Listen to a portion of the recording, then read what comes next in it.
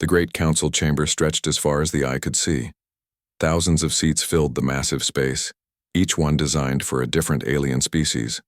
Some seats hung from the ceiling for flying creatures. Others sat in pools of water, for aquatic beings. The air itself was carefully mixed to keep everyone alive. Captain Jake Morrison sat in the human section, his blue uniform crisp and clean.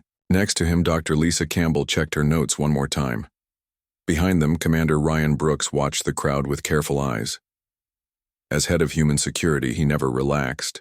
The chamber buzzed with hundreds of different languages. Translators worked overtime to make sense of it all. Jake had been coming to these meetings for 5 years now. He still found it amazing that so many different life forms could work together. While most of the time they worked together, today felt different. Jake could sense tension in the air. The older species sat in groups, whispering among themselves. The Vorthak delegation kept looking at the humans with their cold reptilian eyes. The crystalline beings floated above everyone else, their bodies glowing with inner light. Ambassador Zethkari called the session to order. His scales gleamed under the chamber's lights as he spoke. Today we discuss proposal number 7483, the UAO, Dangerous Species Monitoring Act. Jake felt his stomach drop. Lisa grabbed his arm. They had heard rumors about this proposal but hoped it would never come to a vote. High Counselor Melandra's voice rang through the chamber like music. Her crystalline form pulsed with different colors as she spoke. The galaxy has enjoyed peace for 3,000 years. We must protect this peace from those who would disturb it. The proposal appeared on screens throughout the chamber. Jake read it quickly, his anger growing with each line. The act would limit human expansion to their current 47 star systems. It would place council monitors on every human world. It would control what technologies humans could develop. This is insane, Lisa whispered. They want to put us in a cage. Jake stood up. I request permission to speak. The chamber fell silent. Thousands of alien eyes turned toward him. Ambassador Zethkari's tongue flicked out nervously. The human representative may speak. Jake's voice carried clearly through the vast space. Why are we being targeted? Humans have been loyal council members for 100 years. We have followed every law. We have helped countless species with our technology and medicine. An elderly Vorthak named Sektar rose from his seat. His voice hissed with age and authority. Humans advance too quickly. In 100 years you have developed technology that took us 10,000 years to create. This is dangerous. This is unnatural. Unnatural? Jake's voice rose. We work hard. We study. We learn. How is that unnatural? Melandra floated forward. Her voice remained calm, but Jake could hear the steel beneath it. Young captain, you do not understand. The galaxy has an order. Each species has its place. Humans refuse to accept their place. Lisa stood next to Jake. As the chief human diplomat, she had spent years building friendships with other species. Now those friendships were being tested. What place would that be? In a cage? Under constant watch? Under guidance, Melandra replied. The ancient species have wisdom. We have seen what happens when young races advance too quickly. They become aggressive. They start wars. They destroy themselves and others. Commander Brooks stepped forward. His hand rested on his weapon, not threatening, but ready. Humans have never started a war in council space. We have defended other species. We have saved lives. Sektar's laugh sounded like grinding metal. You have been here only 100 years. Give it time. Your nature will show itself. Jake looked around. The chamber. He saw fear in many eyes. Not fear of human weapons or human armies. Fear of human ideas. Fear of change. These ancient species had ruled the galaxy for thousands of years. They had grown comfortable in their power. I see what this is really about, Jake said quietly. But his voice carried to every corner of the chamber. You are not afraid of human aggression. You are afraid of human progress. You are afraid that other young species will see what we have accomplished and want the same thing. The chamber erupted in noise. Delegates shouted at each other in dozens of languages. Some agreed with Jake, Others demanded he be silenced. Ambassador, Zethkari pounded his gavel until order returned. The debate is closed. We will now vote. The voting took 2 hours. Each species had to announce their decision publicly. Jake watched as the numbers climbed. 847 species voted yes. Only 23 voted no. The humans had lost by the largest margin in council history. Melandra's voice filled the chamber once more. The Dangerous Species Monitoring Act passes. Human expansion is hereby limited to current territories. Council monitors will be placed on all human worlds within 1 standard year. Human military development is suspended pending further review. Jake stood slowly. The chamber fell silent again. Every being in the room waited to see what the humans would do. Would they accept this judgment? Would they fight it through the courts? Would they cause trouble? Jake's voice was calm and clear. 100 years ago, humans came to this council seeking friendship. We came seeking cooperation. We came hoping to learn from older, wiser species. He paused, looking directly at Melandra. Instead, we find fear. Instead, we find chains. Lisa stepped beside him. Brooks moved to his other side. The entire human delegation stood as one. Humanity withdraws from the Galactic Council effective immediately, Jake announced. We came here as friends.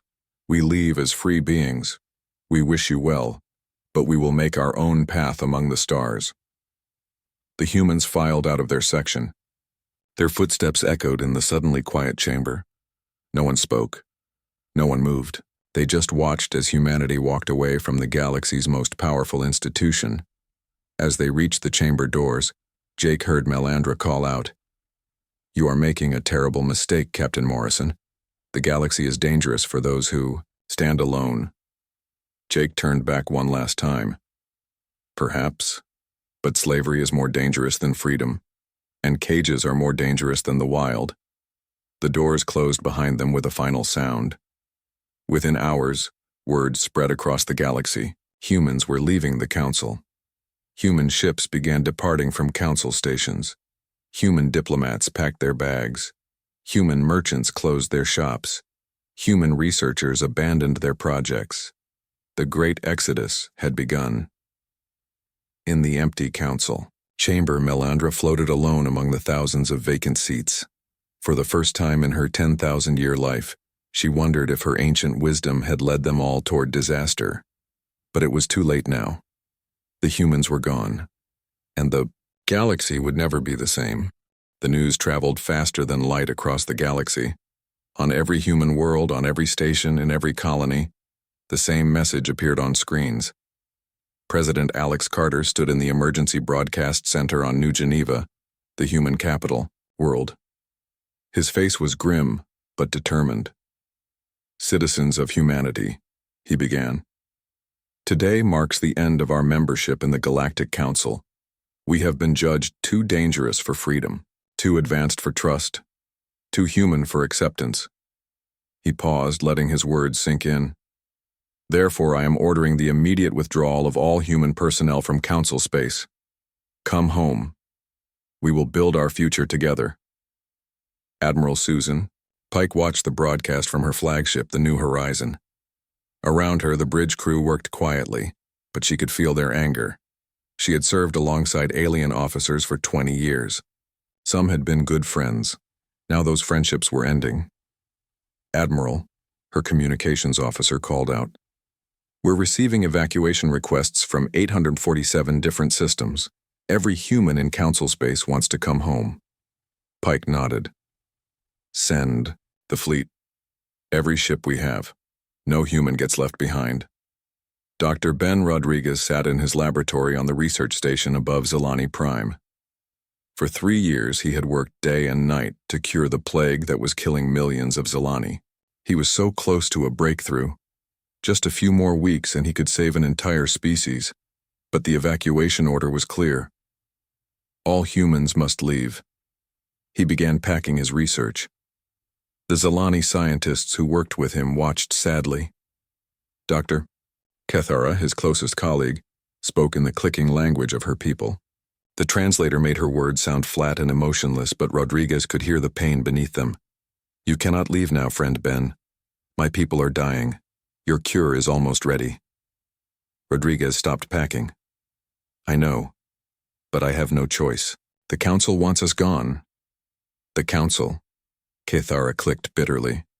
"The council fears what they do not understand. They fear progress. They fear hope." On the trading station above Nexus Prime, Elena Vasquez closed her shipping company for the last time.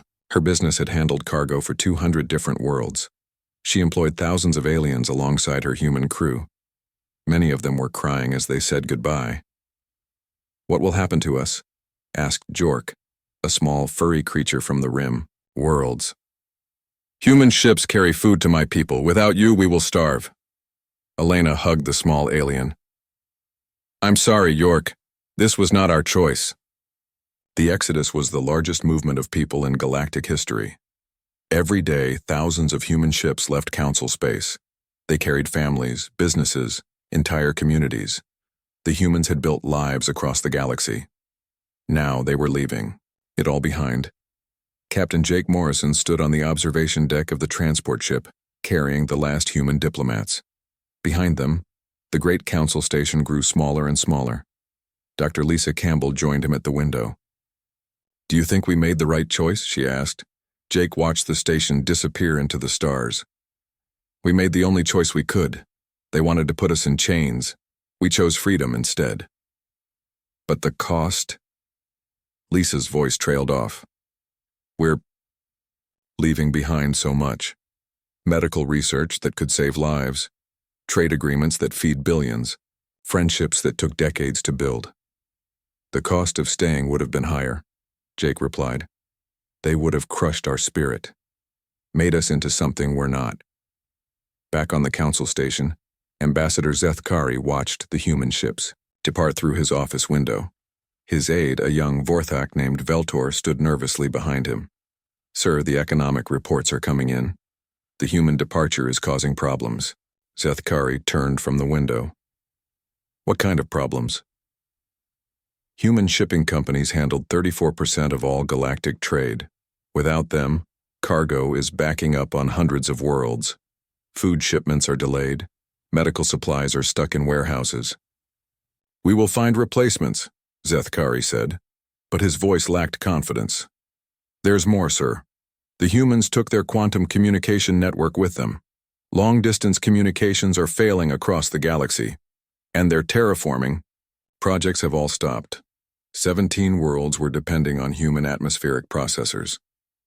Zethkari sat down heavily. "How did they become so important so quickly?" "They didn't just do one thing well, sir. They did everything well. They connected different technologies in ways no one else thought of. They made improvements that other species never considered." High Counselor Melandra floated in her private chamber, surrounded by the data crystals that held the records of 10,000 years. She was reviewing human achievements since they joined the council. The list was staggering. Humans had improved ship engines by 40%. They had developed new medical techniques that saved millions of lives. They had created farming methods that fed entire star systems. They had built communication networks that connected the galaxy like never before. But it wasn't just what they had built. It was how they had built it. Humans didn't just copy existing technology. They changed it. They combined things that had never been combined before. They asked questions that other species had never thought to ask. Dr. Rodriguez arrived at the human research facility on New Terra, carrying all his plague research. The facility director, Dr. Kate Walsh, met him at the landing pad. "Ben, thank God you're safe. How close were you to the cure?" "Days, maybe hours. I had identified the key protein structure. One more test and I would have had it." Dr. Walsh looked at the data he had brought. "This is incredible work, but can we continue it here? We don't have Zilani test subjects." "That's the problem," Rodriguez said sadly. "The cure has to be tested on living Zilani. Without access to them, the research is worthless. Millions will die because of politics." News of the continuing crisis reached human space daily. Without human maintenance, critical systems across the galaxy were failing. The quantum networks that enabled instant communication were going dark. Medical equipment in hospitals was breaking down. Agricultural systems that fed billions were producing less food each day. Elena Vasquez established a new shipping company in human space, but her heart wasn't in it. She received dozens of messages each day from her former alien employees. They were losing their jobs. Their families were struggling. Some were facing starvation as trade routes collapsed.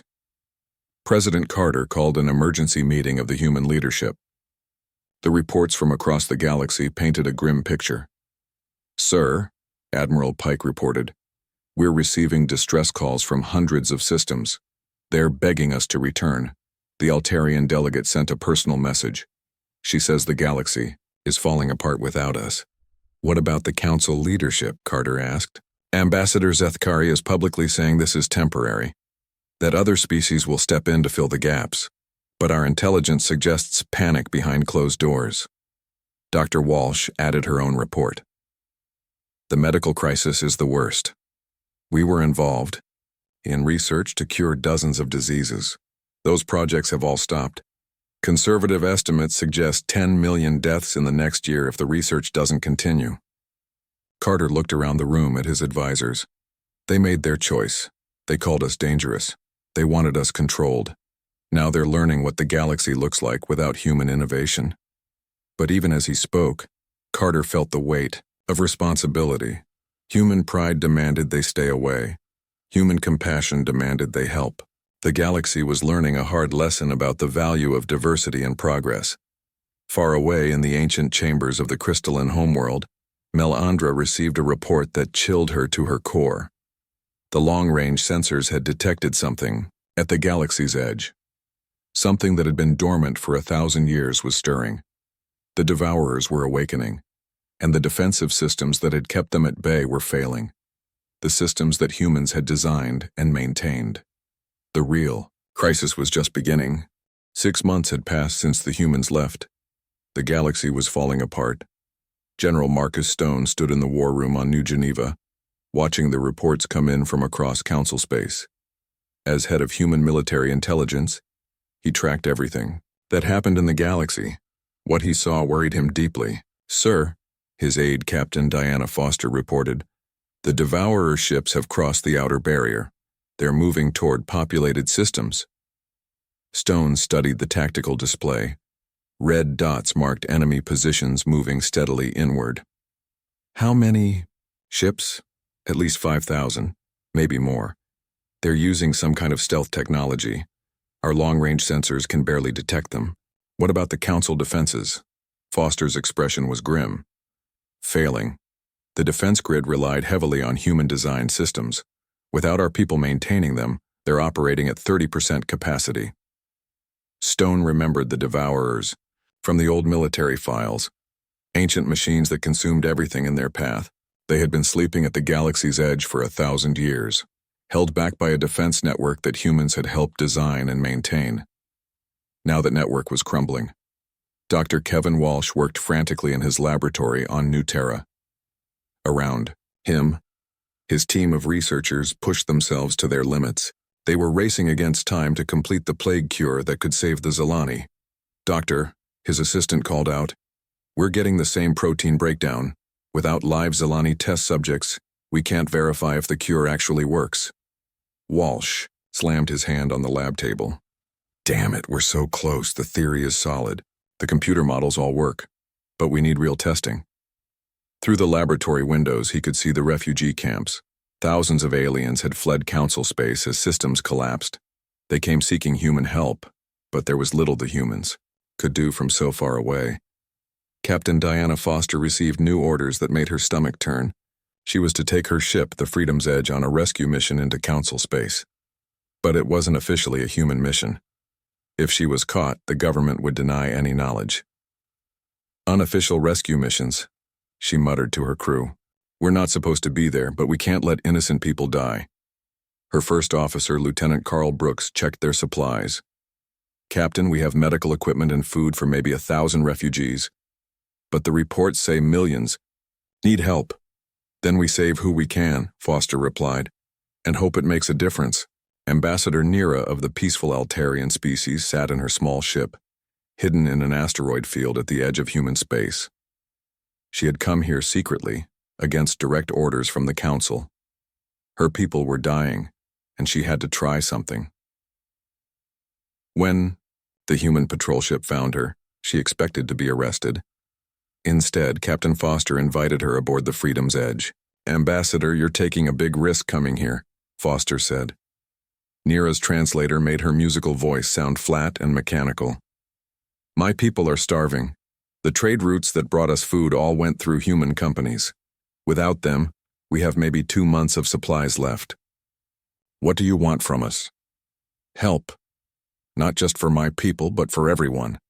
The galaxy is dying without humans. The old species who voted for your exile, they don't understand what they've done." Foster led Nira to the bridge where she could see the tactical display showing the chaos across Council space. "It's not just trade and communication. Something worse is coming." Nira stared at the red dots marking Devourer positions. The ancient enemy. They were held back by the defense grid, but that grid was maintained by human engineers. "The Council made their choice," Foster said. "They called us dangerous." "Not all of us," Nira replied quietly. "Many species wanted humans to stay. We were forced to vote by the old powers. They said if we didn't support the restrictions, we would face restrictions ourselves." On the Council station, Ambassador Zethkari paced in his office. The reports from across the galaxy painted a picture of complete disaster. His aide Veltor delivered the latest updates. "Sir, we've lost contact with 47 systems.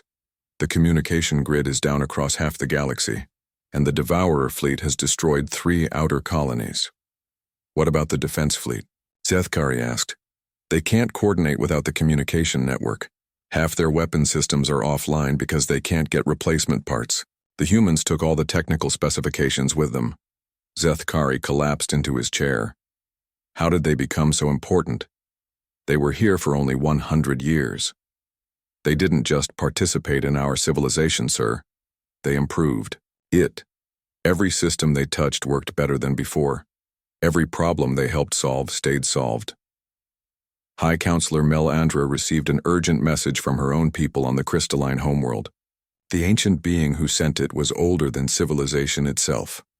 "Young Melandra," the message began, "the Devourers stir because they sense weakness.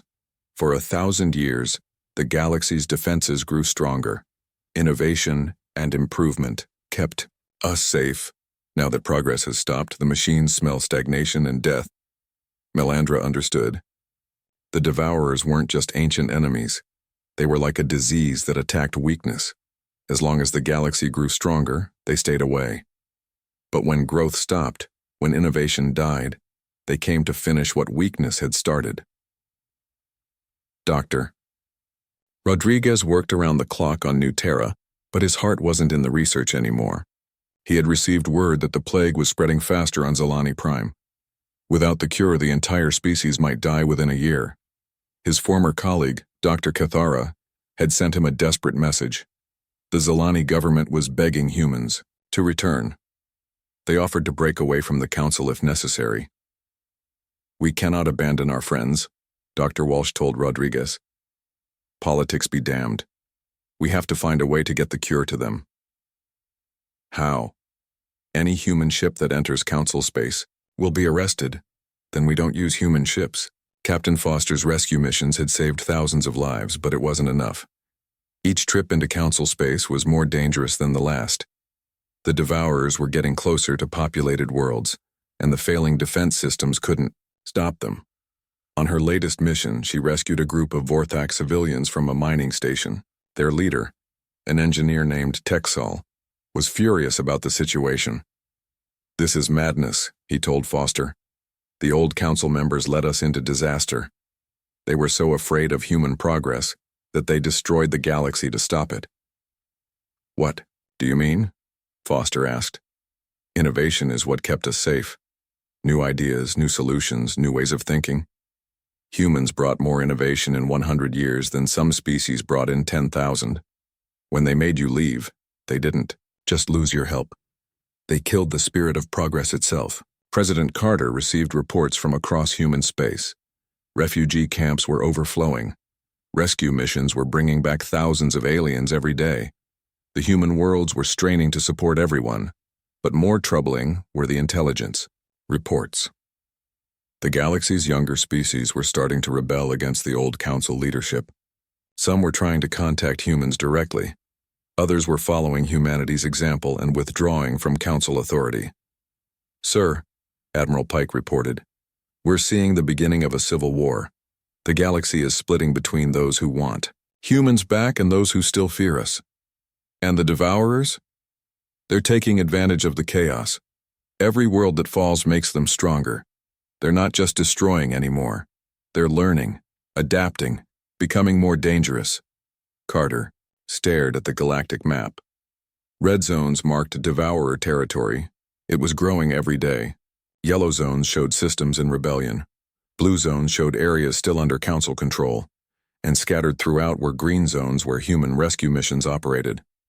"We wanted to be left alone," Carter said quietly. "But the galaxy won't. Let us. Every day we stay away, more people die." The hardest truth was becoming clear. Humans couldn't just walk away from the galaxy. They had become too important, too connected, too necessary. The question wasn't whether they would return. The question was whether they would return in time to save anyone. High Counselor Melandra's ship approached the human capital world of New Geneva.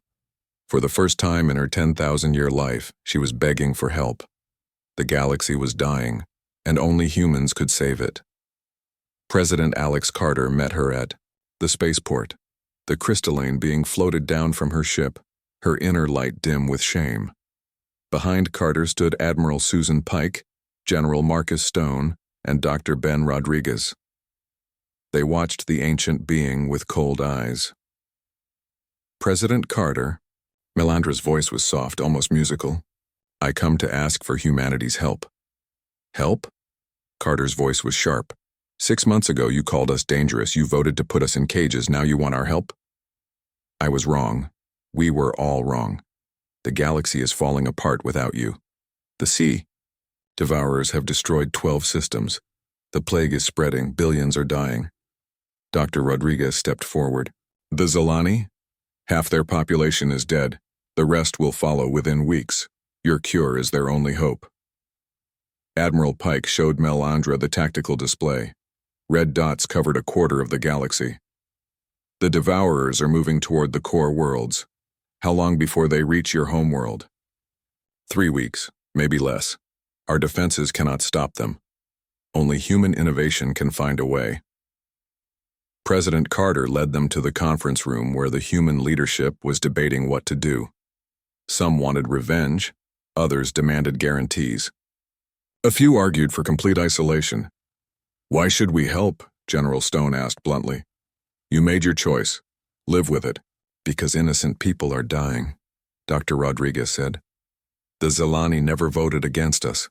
Neither did hundreds of other species. They were forced to follow the old powers." Ambassador Nira entered the room. She had been waiting on New Geneva for weeks, hoping to help negotiate. "President Carter, my people are not the only ones who want humans back. 63 species have withdrawn from the council. They're forming a new alliance." Carter studied the reports. The galaxy was splitting, apart. The old council was collapsing.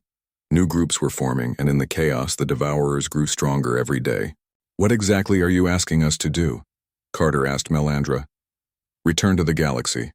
Help us fight the Devourers, restore the systems that are failing, save the lives that can still be saved. And in return, the old council structure will be dissolved. A new government will be formed with equal representation for all species. The ancient powers will give up their control. Humans will have the freedom they deserve." Admiral Pike looked skeptical. "How do we know you won't try to control us again once the crisis is over?" "Because," Melandra said quietly, "we have learned the price of stopping progress. The galaxy needs growth, needs change, needs new ideas. We tried to preserve the old ways, and it nearly destroyed everything. President Carter called for a vote among the human leadership. The debate was fierce. Some still wanted to stay isolated. Others felt they had a duty to help. In the end, the decision was close, but clear. "We will help," Carter announced. "But not as members of your council. We will help as free partners. And if you ever try to control us again, we will leave for good." Within hours, Operation Starlight began. It was the largest military and humanitarian mission in galactic history. Human fleets launched from every world. Ships carried soldiers, doctors, engineers, and supplies. Admiral Tom Jackson led the main battle fleet toward the Devourer front lines. His ships used new tactics that no other species had thought of. Instead of meeting the enemy head-on, they used hit-and-run attacks, striking weak points and disappearing before the Devourers could respond.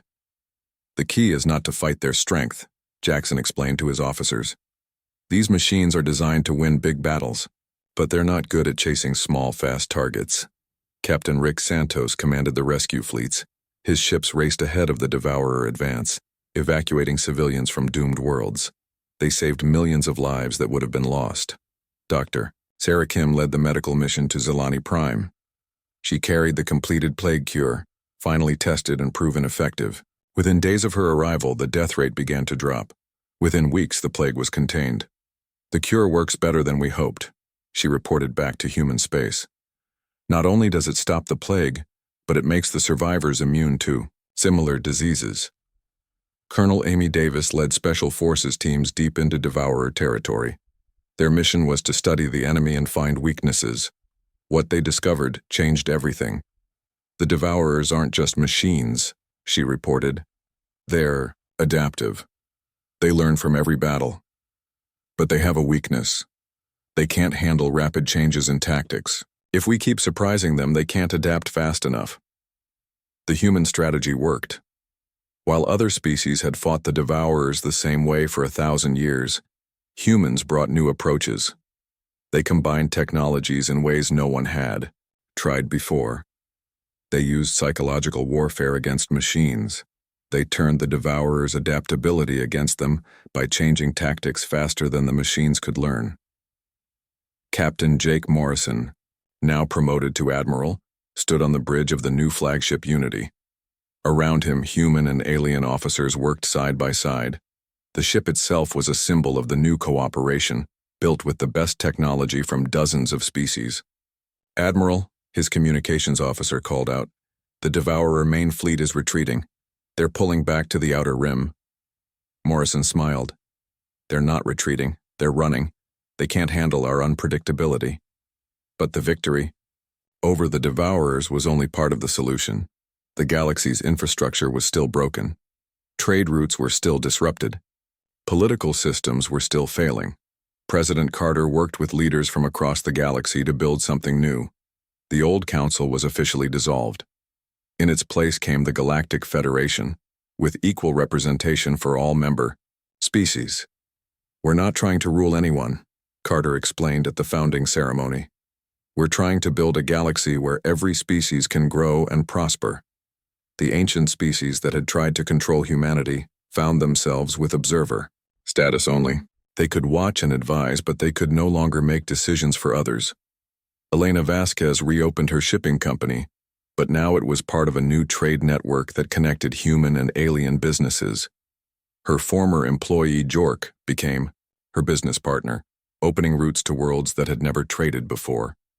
Dr. Rodriguez established research stations throughout the galaxy, staffed by mixed teams of human and alien scientists. They worked on diseases that had plagued various species for centuries. Within a year, they had found cures for 17 different plagues. The transformation wasn't easy. Some species still feared human progress. Some humans wanted to dominate, rather than cooperate. But slowly, carefully, the galaxy learned to work together. Admiral Morrison stood on the observation deck of Unity, watching the construction of the first joint human-alien colony. Families from dozens of species were building, homes side by side. Children played together, learning each other's languages and customs. Dr. Lisa Campbell joined him at the window. She was now the Federation's chief science officer, coordinating research across the galaxy. "Do you think it will last?" she asked. Morrison watched a human child teaching an alien child how to throw a ball. The Council lasted 3,000 years by preventing change. The Federation will last longer by embracing it. "The old species were right about one thing," Campbell said. "Humans are dangerous, but not in the way they thought." "How so?" "We're dangerous to stagnation. We're dangerous to fear. We're dangerous to anyone who thinks the old ways are the only ways." She smiled. Maybe that's exactly what the galaxy needed. Morrison nodded. The humans had left the galaxy as exiles. They had returned as liberators. Not liberators from oppression, but liberators from the fear of progress itself. The galaxy was growing again, and that made all the difference.